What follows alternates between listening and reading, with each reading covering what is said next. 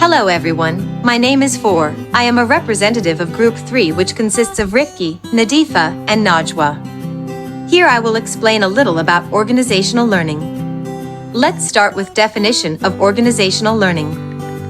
Organizational learning refers to the process by which an entire organization, such as a company or a team, acquires knowledge and experiences, and uses them to improve its overall performance and adapt to changes.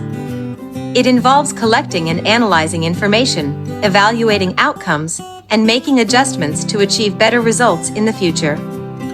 Organizational learning involves a change in organizational knowledge, which can add to, transform, or reduce existing knowledge. Theories of organizational learning seek to understand the processes that facilitate or hinder changes in organizational knowledge, as well as the impact of learning on behaviors and outcomes. Organizational learning is based on the notion that organizations can exhibit intelligent behavior and that learning is a mechanism for intelligence, despite its occasional unpredictability. Where do the origins of organizational learning? The notion of organizational learning emerged as a response to the limitations of economic models of the firm. March and Simon argued that organizational behavior is shaped by complex processes, introducing unpredictability into decision-making. They emphasized the importance of performance programs and adaptation when performance falls below aspiration levels. The behavioral theory of the firm further developed the concept of organizational learning, viewing the firm as an adaptive system with autonomy. Organizational learning occurs through a learning cycle and the adjustment of operating procedures. This multi-level hierarchy of procedures enables organizational adaptation to short and long-run feedback.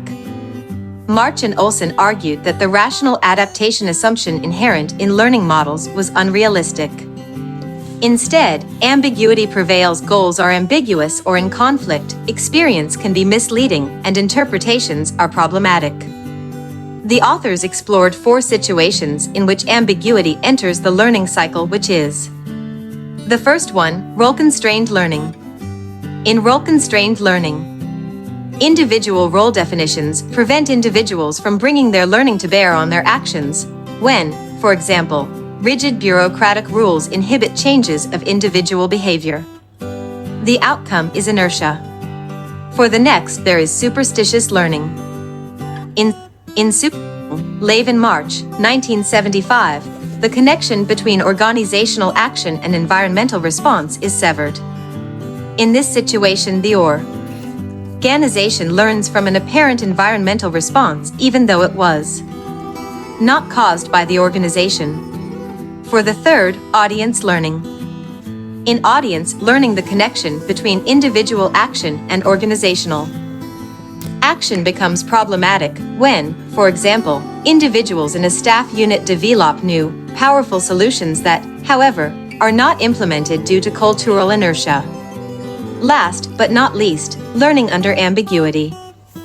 In learning under ambiguity, it is not clear what happened or why it happened. Individuals develop interpretations about causal connections on the basis of insufficient or inaccurate information about the environment, and instead draw on myths, illusions, or ideology.